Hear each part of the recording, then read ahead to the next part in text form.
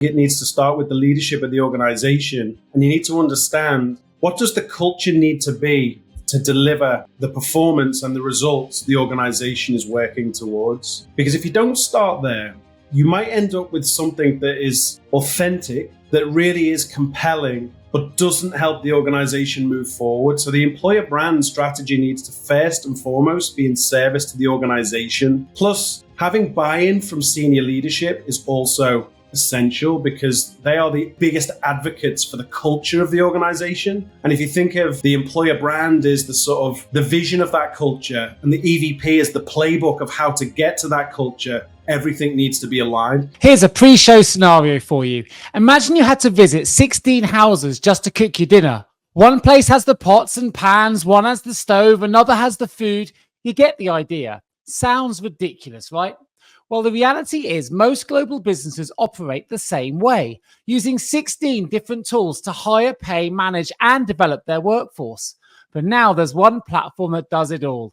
Deal. That's DEEL. Deal is your forever people platform built for global payroll and HR. So whether you're an enterprise business, a small company, or something in between, Deal works for your entire team. So are you ready to transform your global payroll and HR processes? If you are, click the link in the show notes to book a demo with Deal today. That's DEEL. Hello and welcome back to the HR L&D Podcast. I'm your host. My name is Nick Day. I'm CEO at JGA Recruitment Group. We are specialist human resources recruiters with offices in the UK, Europe, and the USA as well. And today we're diving deep into a subject that I'm really passionate about, something that I've been telling HR directors and HR managers and talent professionals my entire career, that these things are really, really important. And what am I talking about here? I'm talking about the employer value proposition, also known as EVPs, as how important they are in relation to talent engagement, attraction, and of course, retention, all topics crucial in today's currently really competitive employment market. And I'm thrilled today to welcome Bryan Adams, who's CEO and founder of HappyDance, a job platform CMS, and he previously ran one of the leading employer brand agencies in the world as well. So we've got a real expert on the show today who's been fully immersed in the world of employer brand propositions for his entire career. He's also a best-selling 2-time author, and he's working on his 3rd book at the moment. His previous book, his latest book, was Give and Get, which is changing the way we think about EVPs and talent attraction. And he's also been featured in Harvard Business Review, Forbes, and Entrepreneur magazine as well. So we're in really good company today, and I'm hoping I can get his unique, purpose-driven approach that has made such an impact on the world of work, and how we can bring all of that knowledge to today's show so we can really get to grips with why EVPs are so fundamentally important in supporting all of you listeners with your biggest challenge, which is talent attraction, engagement, and retention. So without further ado, Bryan, welcome to the HR L&D Podcast. How are you feeling? A phenomenal introduction as well. I'll try and live up to that. Yeah, well, I'm delighted to have you. As I said, I've been really pushing EVPs for an awful long time. I've seen the impact they can have on a really strong recruitment and talent strategy and process. Before we dive into all of those, though, let me ask you my first question, something I ask all of my guests, which is this: what do the words human resources mean to you? Well, I mean, I've got to resist a number of jokes that run through my head. I've heard some definitions over the years, but for me, it's the side of the organization that can demonstrate empathy to teams and performance to a business. Okay, great, succinct, perfect, great place to start the show. And I want to dive into the real nitty gritty right off the bat here. So tell me, what is an EVP for those that maybe not be as familiar as we are on the show? And why is it really essential that every company has one? Well, I guess I'll start with every company does have one, whether they've considered or designed it or not. You know, it's kind of like a reputation in that way. But, you know, essentially an EVP is your company's promise. It's your handshake. It's what makes people say, I want to be part of this, and keeps them engaged long after they join. You know, and for many years, it's been a promise that an organization makes to their team, their people. But actually, I'm sure we'll get into this. The give and get approach is a two-way value exchange. So it's more of a handshake. You know, what do you get is important, but what do you have to give in order to earn what's on offer from the organization. And that's where it becomes interesting. We set expectations and everybody knows where they stand. Yeah, I like that, because often, when I deal with the recruitment process as a recruiter with that hat on for the moment, we'll get given a job description and we'll be told that we need someone that fits our culture. And that's kind of often all we get. And we have to really kind of work hard to get more information out. I ask people, describe what it's really like to work in your organization. We need to brand it. Why do you love working where you work? Like, it seems like such an obvious question. And yet people often just send you a job description and keep it very skills orientated. And what does culture even mean in that context of, here's a job spec, we need someone that fits our culture? We need to know more. So tell me a little bit more about the benefits of employer branding and really get into nuts and bolts of what this means. What is it? What does it represent?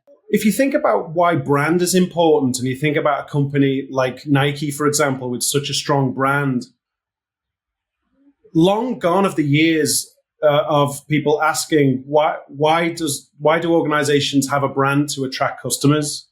And I love Starbucks, and I'll walk further to go to Starbucks than I'll walk past a Costa coffee. I'd rather go to Starbucks. So I think everybody's familiar with the affinity that you can have with a brand. It's part of your identity from a sort of shopping and consumer perspective. And actually, you can have that same allure and the same element of differentiation and relevance to your career if you focus on an employer brand to attract talent. And not every organization has the luxury of being able to pay the most in the market and offer amazing benefits. I always say, don't try and out Google. But when it comes down to it, every organization is different. There's a unique culture, and everybody's looking for a sense of purpose, a sense of impact, and a sense of belonging where they are typically. If you can articulate how you offer that brand of purpose, impact, and belonging, and strike a chord with those who have what it takes to thrive at your company, it can really be the competitive advantage that you're looking for to find and win and keep the best talent available. Yeah, I love that. I remember when I hired a consultant a few years ago now, and when they came into the firm, they said, it's my child's sports day coming up. So before I joined, they said, no, I need to book some annual leave. And I said, actually, at our firm, we don't have to take annual leave for those kind of events, right? We're a family orientated business.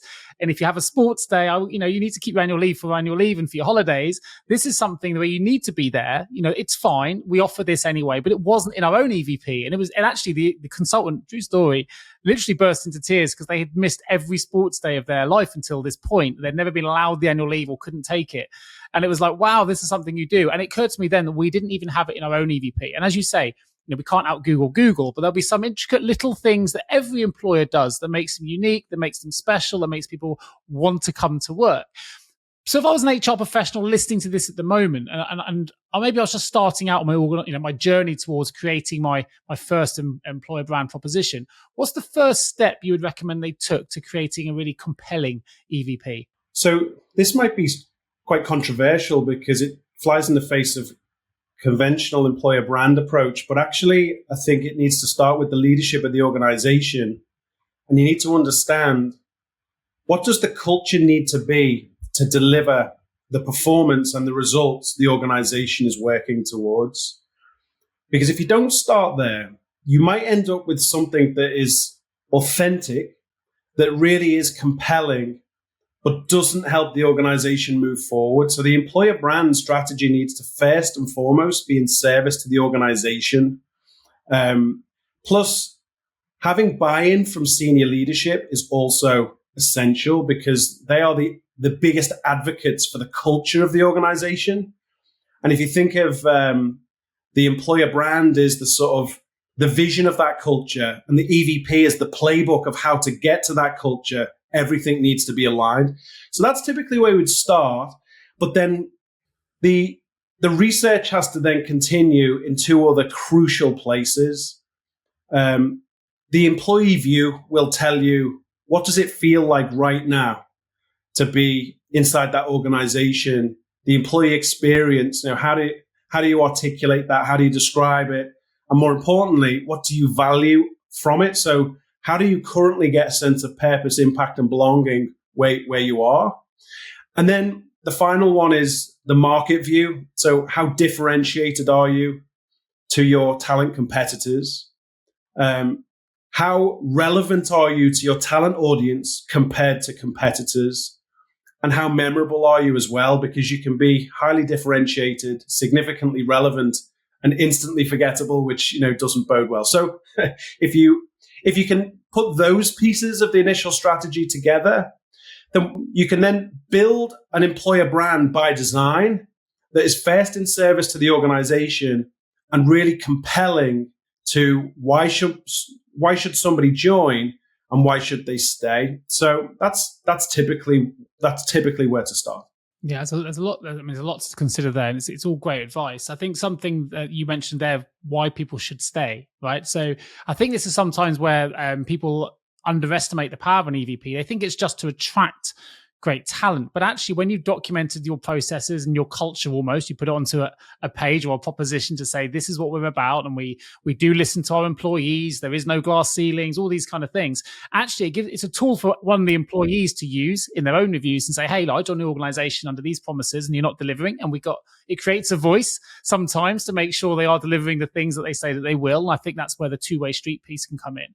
But also, I think sometimes it just reminds employees what they've got. I think sometimes when you work in an environment for a long time, you get used to living within your means, and you sometimes take some of the benefits for granted, which makes you tempted to look over the fence at the greener grass on the other side because they have X, Y, and Z. And actually, I think it's a really good opportunity for organizations just to remind employees about some of the fantastic benefits and things that they do, whether that's charitable, whether that's training and development related, whether that's perks and benefits. There's so many different strings to an EVP that we can pull in. I think it can work on an awful lot of levels and really impact not just attraction, but also retention as well. I know in your book, which is Give and Get, you really do focus on there being a two-way process. Tell me a little bit more about the book, and there's a couple of ideas in there that I'd like to jump into as well, but it'd be great to get a brief overview. Yeah, absolutely. And, you've hit on a number of things there, Nick, really well. And actually, I think the EVP needs to be born out of serving the employee base before you consider using it for recruitment. And a big part of the book, Give and Get, is resisting trying to be attractive like a magnet. Or actually, if you think of it, more of a smart filter for people to make better career decisions, to join for the right reasons, including the harsh realities, the adversities, the sacrifices, the commitments that we all know exist inside of every organization. If you're upfront with those, you achieve a number of things. First of all, think about how it feels to be an existing employee, to be seen and heard, to be acknowledged and appreciated for the work that you're doing in the current conditions that are okay to talk about. You're more likely to get advocates from as employees then, because you're not asking them to just talk about the sunshine, rainbows side of the place. We've all seen those cringy moments where employees have been tapped on the shoulder and say, can you just say how amazing it is? And nobody thinks it's amazing all the time, So if it's more of a well-rounded ask, typically that bodes well. But more than that, though, Nick, if you think about the challenges inside of an organization, there's an opportunity to flip them from a massive negative to a huge positive. So instead of those issues and challenges that we all face, like lean teams, tight deadlines, work-life balance might not be great, or, whatever it is, instead of it being a cross to bear, it suddenly becomes a badge of honor that is recognized and appreciated. And then using that message to go to the marketplace and say, hey, listen, do you have what it takes to thrive here under these conditions? Because if you do, this is why people find purpose, impact, and belonging. This is why people really enjoy the experience of contributing to our challenge and coming on the journey with us. So it's more transparent, but it's more down to earth, and it cuts into what people really care about. Do I have what it takes to thrive? And is the juice worth the squeeze, for want of a better phrase. I really like that. You know what? The demands piece in particular, this is something that as a recruiter, we often, again, ask our clients and employers and the hiring managers, what are the reasons someone would want, are leaving your organization? What are the biggest pressures and challenges? And there's a really clear reason for doing that. Number one is, it'll come back to us if we've missold something. You don't want to be done for misselling to a candidate, as you say, the sunshines and rainbows, when in reality, there's challenges to be faced. And actually, a candidate's much more likely to go in open-minded if they know what's to be expected as they walk in the door, which is obviously going to have a massive impact on retention. The biggest time or period that people will leave an organization is in the first 3 to 6 months of joining. And that's because often there's a misalignment between what they were sold at interview to what they've walked into. And I think people don't mind walking into sometimes, and not necessarily a nice environment. There could be problems going on. If they know it's there, they can actually be part of that cog to turning things around. And what I thought was quite interesting in your response is you mentioned that actually sometimes that honesty piece, that transparency, can really lead to us wearing a badge of honor and that progress to change. We've seen this in DEI circles, where organizations that try and hide away from the fact that maybe they aren't hitting every metric when it comes to inclusivity, they try and hide it, they get found out. But those that maybe aren't hitting every metric but are upfront about it and say, hey, you know what? We know we're not perfect. We're on a journey. We're investing here, and hopefully by X, Y, and Z we'll be a little bit further ahead. People don't mind joining an organization if they know that they're on that journey. They don't have to be perfect, but let's be upfront and authentic about where we are, and you can play a part in that. So I think some of the things you mentioned there really resonated with some of the conversations I've been having and some of the trends I've been seeing in the world of recruitment, where people are trying to almost circumnavigate the realities in order to get top talent in, but that top talent will go just as quick. Absolutely. And think about the destruction and the extra expense and the challenge and the stress it puts on lean teams when people come in and their expectations are not being met and they feel missold. Think about the risk to your reputation, the continuity of productivity. Like, the worst thing you can set out to do is to missell talent just to get them through the door, and you said it, alignment. 99.99% of employer branding success is making sure things are aligned and expectations are adequately set appropriately. Yeah, I couldn't agree more. I think there's you just highlighted something else for me, which is the kind of the hidden things that people don't always consider when it comes to EVPs. And that would be, if you're the hiring manager here and let's say you haven't developed that EVP for your organization, and people are coming in and there's some mis-selling going on, maybe, and misalignment, as you put it a moment ago, then if that talent's leaving the door quickly, that's actually going to reflect on you eventually. The brass at the top are going to look down and go, you know what, this individual has a real problem with retention here. Is that because they're a bad manager? Is that because, and actually maybe none of those things. There's a misalignment going on, and it starts to reflect badly on leaders and managers and different things. So it can have quite a significant impact on the organization. And yet for me, there's almost such an easy fix here.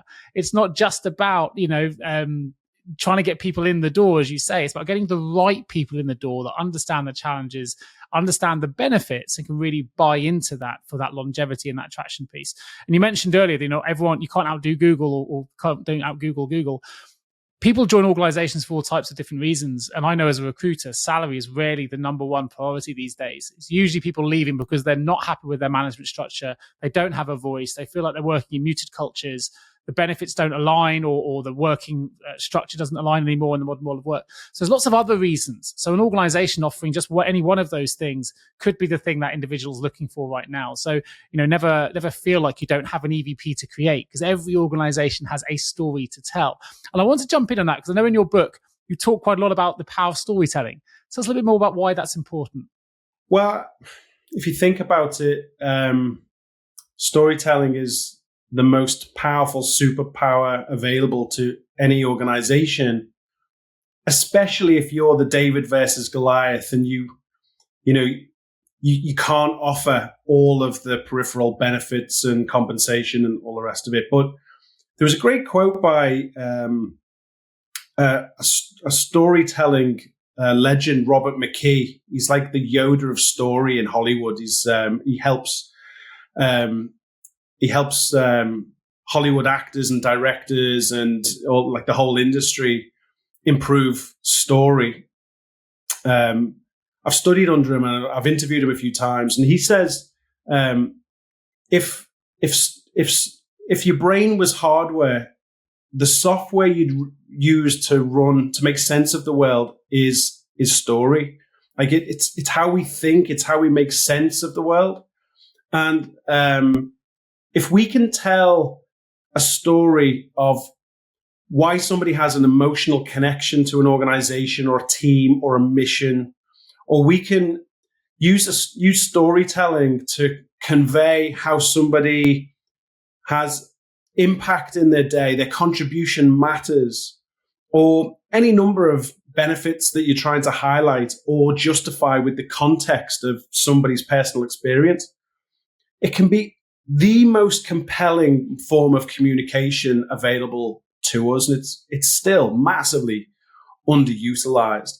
And through 20 years of working with over 200 global brands, I've never not found storytelling gold inside of an organization in the research phase, where somebody tells a little story that opens up a whole sort of incredible world of possibility because they've articulated something that's very personal to them. So it's probably the most important aspect from a communication perspective in the whole employer brand strategy. Hello, HR and people leaders. Are you exhausted of the war for talent cliche? The problem is, when we hear a cliche, it usually exists for a reason. However, we think it's time for a fresh approach to the talent crisis. That's because at JGA Recruitment, we understand the real challenges you face in sourcing phenomenal HR and people candidates. And guess what? We think we have the solution. Our team is on a mission to revolutionize your hiring process. That's because we're not just recruiters. We're strategic partners dedicated to finding HR and people professionals who align perfectly with your company's vision and goals. So let's break the cycle of frustration together. Partner your talent acquisition strategies with JGA Recruitment and experience the difference in service, excellence, and results. No longer do you need to suffer the costs associated with a poor hire, because with over 100 five-star Google reviews and already trusted by many of the world's leading brands, why don't you take action today? Contact us at jgarecruitment.com to discover how we can help transform your HR and people teams. And here's a bonus. When you visit us, you can sign up for our weekly HR newsletter that's packed with invaluable industry insights and more. Let's revolutionize your HR talent acquisition strategies together and make the war for talent a cry from the past. Visit jjrecruitment.com to find out more. Yeah, I absolutely love that. It reminds me, actually, I mean, this is slightly segued into a slightly different context here, but maybe there's a smaller example of it. But I've done a few talks I did for different organizations about, how to maintain and attract staff and how to do it in different ways. And we talked about money here, and you haven't always got the biggest budget or the biggest salaries you can offer. But sometimes as a smaller sort of micro example, I've said to individuals and hiring managers and sometimes creating a story on a platform like LinkedIn about a great project you've taken your team through and the success of that and making it public is nearly always more powerful than actually some of the commercial monetary things you may pay for by giving, say, £100 bonus, whatever it might be. Because that story, when it's published by your manager, that will get shared with family members, with friends. Look at what I've done. They've mentioned me by name. You get that sense of, in terms of the longevity of the award. I know some people might go, well, I'd rather have the £100, but actually in the way it makes you feel is very different. And stories make you feel something. We often forget the words we're told. People might forget the things we talked about on this podcast today, but if they can come away with some kind of feeling, that feeling of positivity about EVP, then we're kind of halfway there in our own story, what we're trying to achieve. And I think people underestimate those smaller stories as well, the kind of smaller things we can do just to make our teams feel more engaged and more involved. Have you got any examples of any kind of purpose-driven stories that have transformed a company's talent attraction strategy with some of those, maybe one of those 200 companies you've worked with?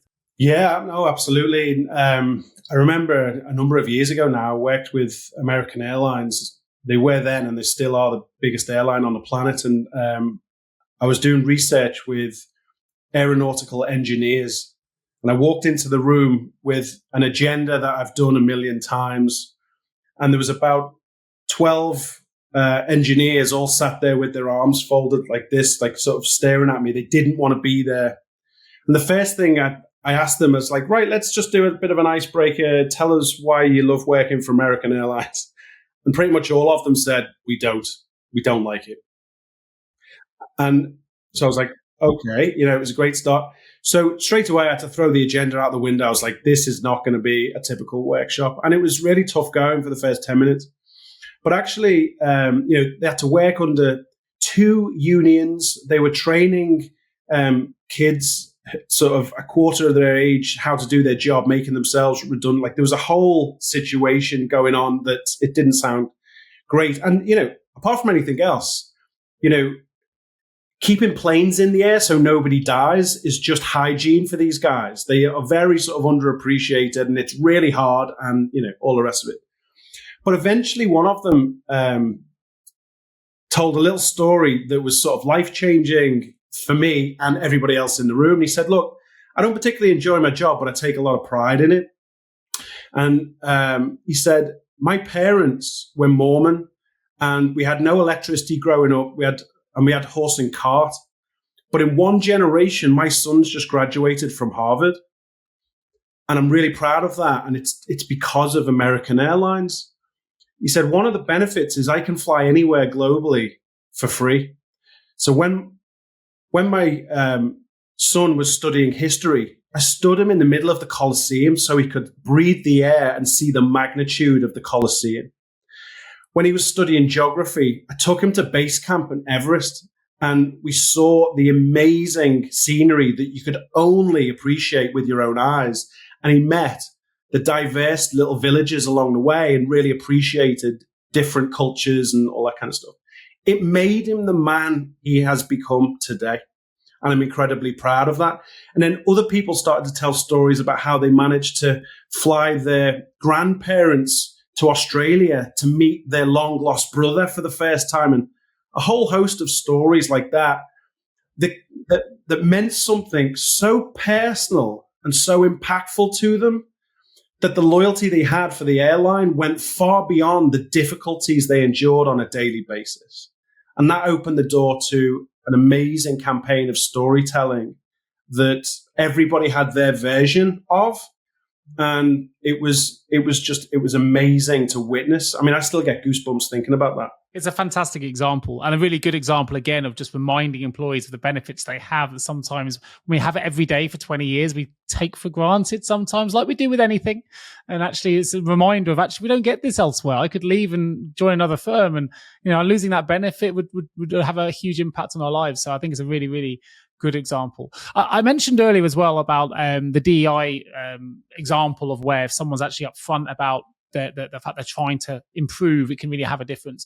I know you've talked a lot about inclusion in employer branding and its importance, and how organizations really need to make sure that their EVP reflects their values authentically. I wonder if you can tell us a little bit more about that for those that are listening that are starting their journeys towards constructing their EVP, and how they kind of tackle and make sure that they are really emphasizing their inclusive policies, and how they can go about constructing that in a real positive way. Yeah, absolutely. And, I need to start by saying I am by no means a diversity expert at all. We work very closely with diversity experts, and I know enough to be dangerous, and I'm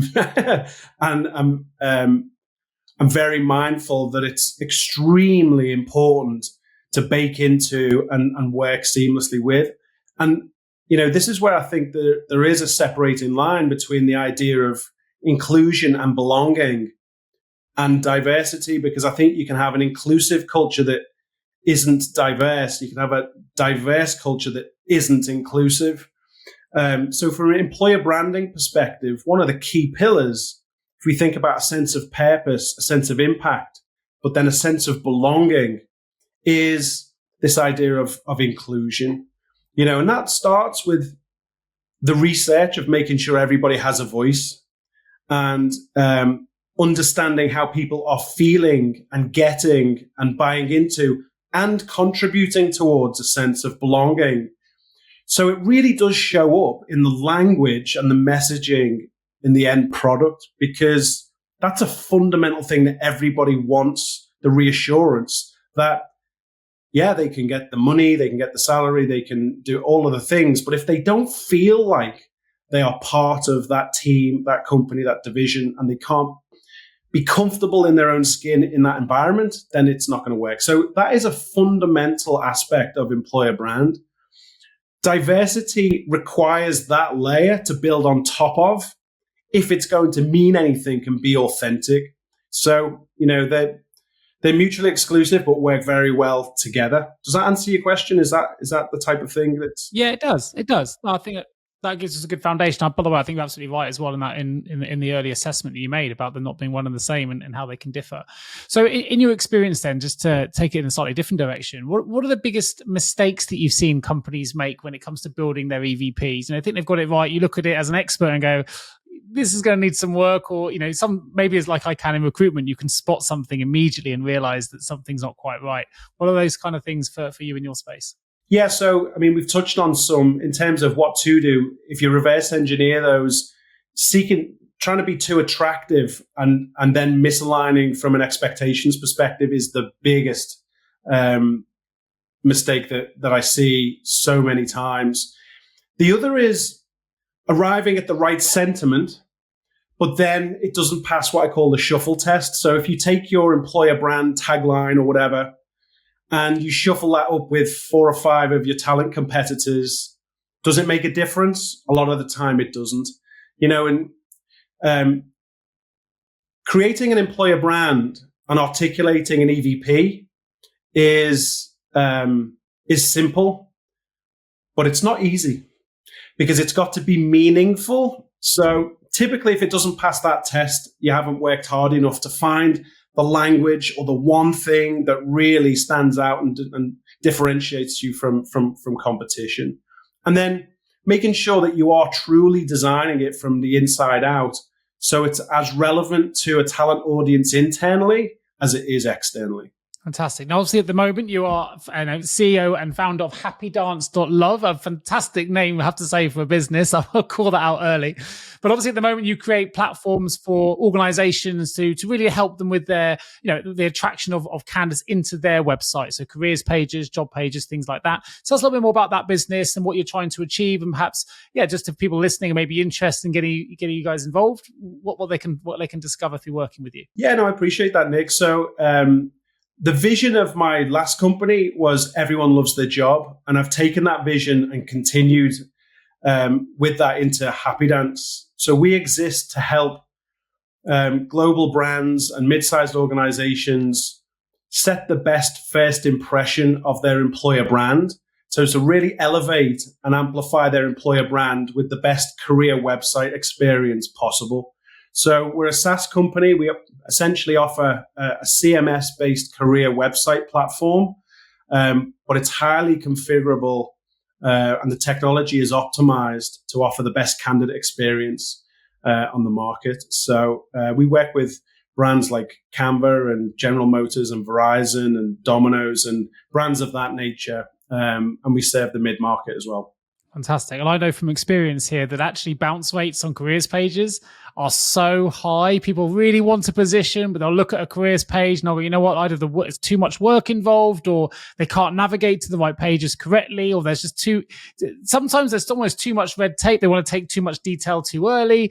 It can be complicated. So in your experience, what's the most streamlined and attractive way to the modern job seeker from going from job seeking to company page to application? Because I do think, and I'm going to just caveat this slightly, that you can make it too easy as well. I would argue that LinkedIn's easy apply has been a recruiter's nightmare because people now they've made it so easy. People don't even read the EVP. They don't even read the job description. They just mass press easy apply, and you have a lot of irrelevant candidates that then we've got to siphon and work through and really understand. So I think there is a balance to be had about ease of application versus suitability of application. So I'd love to get your view as an expert on where you think this balance needs to be had. Yeah, so it's such a good point, Nick, because I've never met a TA leader that wants more applicants. They, just more volume. They want more of the right applicants. So, we help our customers measure percentage of valued applicants.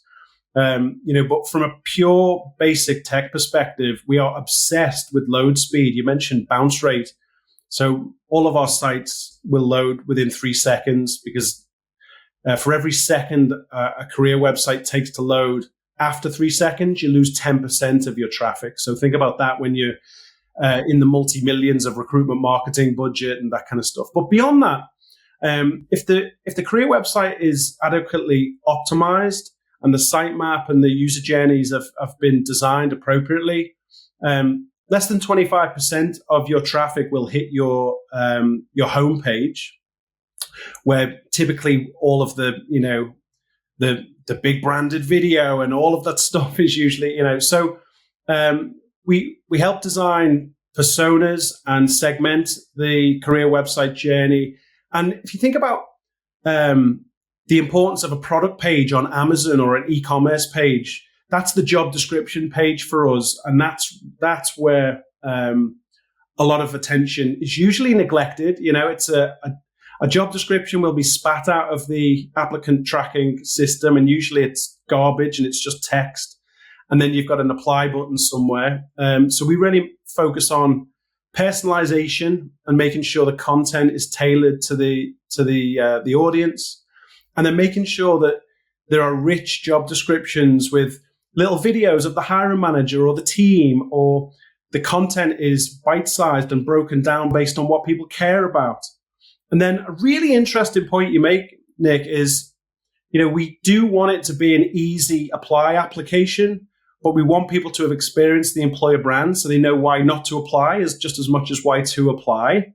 And then calibrate the amount of information that we're asking for to get that quality bar exactly where it needs to be as well. So there's a lot to it, but we've been studying this and working with global brands for nearly 10 years now. So we think we've got a good handle on it.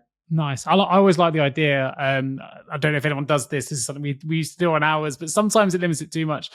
To help with that process, picking. I'll have a question of which phrase or sentence or word on our web on the job description resonated most with you. So at least you have a chance to check if they've even read it, because often people don't. And you mentioned here, people spit out these job descriptions, often written by GPT or something similar. And for me, it's heartbreaking. I work as recruitment. I think, if this is the effort you're putting into your job spec, it reflects so badly on everything else. It shows a lack of investment in what you're trying to achieve here. So really do invest in that rich experience you've talked about, the interviews, the wonderful touch, the attributes that make you successful in an organization. All those bits show a real investment in the process. And I think for me, that sets the bar high right from the outset. And I think you'll get better candidates coming in who are more engaged. And I think that's for me as a recruiter, the biggest challenge in the world of work and recruitment now is not attraction. People can find talent, but engaging that talent is much, much harder because there's so much social noise. So if you can engage them early, I think you're halfway there to a winning formula. So I found that really fascinating. I do have one question, and it may be slightly outside of your remit, but I'm sure you've got an opinion on it. What's your view on salaries? You see a lot of job descriptions. I know in the US, they've changed the legislation now under page transparency, so salaries have to be advertised. Some organizations, I think it may have been Netflix, but don't quote me on that, have said every salary is now $1 to $999,000, so they can kind of get around it. But I do get frustrated when people don't put salaries on a job description or an opportunity, because I think you end up either misleading an applicant potentially, or again, you get misaligned applications. But it is very much a personal view, and I get people challenging me on this and my view on this all the time. What's your view? Should organizations always include a salary scale of sorts on an advert, in your opinion? So in my opinion, and I've got a lot of clients that have different opinions and different approaches here, I think a meaningful salary band is getting the balance right between giving away too much information to your talent competitors, but offering value to the candidate. And, you mentioned it earlier, it might be that by just having a meaningful, and by meaningful, I don't mean 0 to, 99, 999,000. If it's meaningful, like it's a proper range, you might actually reduce the number of irrelevant applicants. So you're going to save a lot of candidates time and effort, and you're going to save your recruiters the same. So that's where I fall on it. But it is a personal, I've heard many different views. I like your competitive view. I think I would come back to the EVP though. Like salary is only one part of what we're trying to attract people in. And, there's no point hiring someone only to lose them to a competitor over salary later on. So under pay transparency, just be upfront. This is what we're offering. Competitors may pay more, but this is what you get here. Get a chance to go and see your kid on a sports day, as an example. Whatever that might be. And I just think, again, that upfront, transparent approach for me always wins out. But it's a very personal opinion as a recruiter. And I'd surely, not everyone will agree on that. But I'd always like to ask, particularly someone in this space, because there are some quite some opposing views on the salary piece. So my last question at the moment, you've worked with some of the world's leading brands. You continue to do so at HappyDance as well. What are the kind of trends or shifts you're seeing and how companies are approaching employer branding today? So great question. So, this might just be, what do they call it when you have sort of an unobjective bias? But I am seeing more organizations put more effort and time into a meaningful EVP that is more balanced. It's not just selling the strengths, benefits, and opportunities. And I think we're going to see that continue because there's a lot of benefit in using the give and get methodology. We're also seeing a lot more investment in organic content and storytelling and the use of video and changing search engine optimization strategies such that now you want to appear in GPTs like OpenAI rather than just Google. So there's a content play there.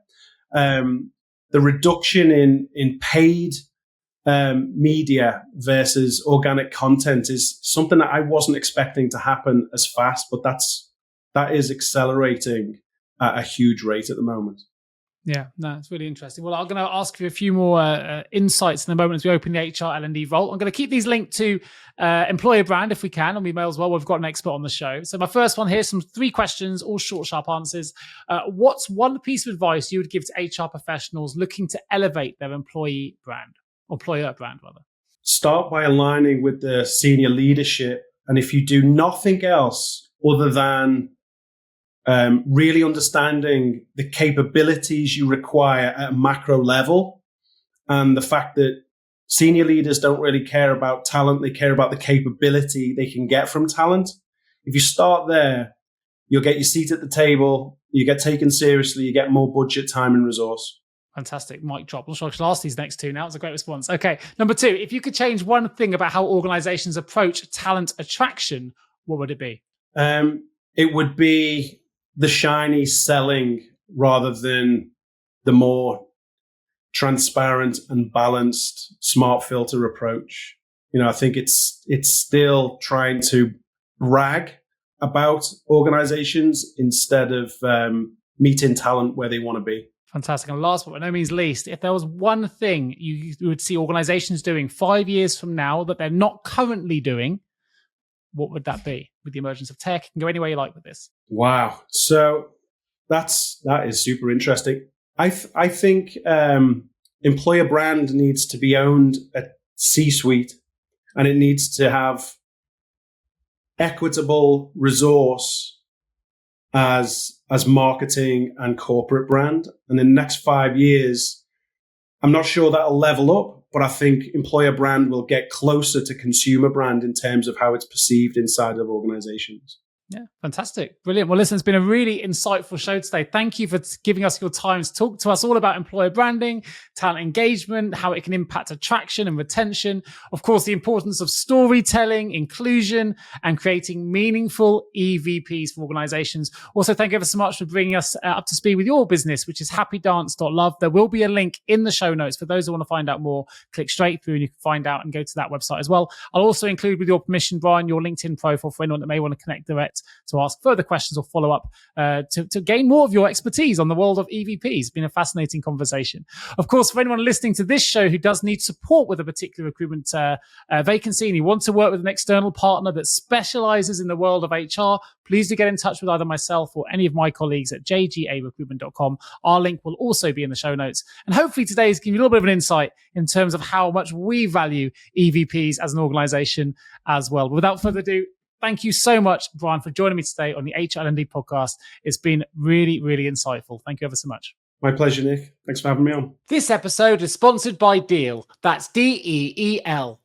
Deal is your forever people platform built for global payroll and HR. So whether you're an enterprise business, a small company, or something in between, Deal works for your team. Hire and onboard talent in over 150 countries in minutes and run payroll in over 100 countries in just a few clicks. And with Deal's suite of AI-powered learning and development tools, you can even customize career roadmaps, performance assessments, and more. So are you ready to transform your global payroll and HR processes? If you are, click the link in the show notes to book a demo with Deal today. That's DEEL.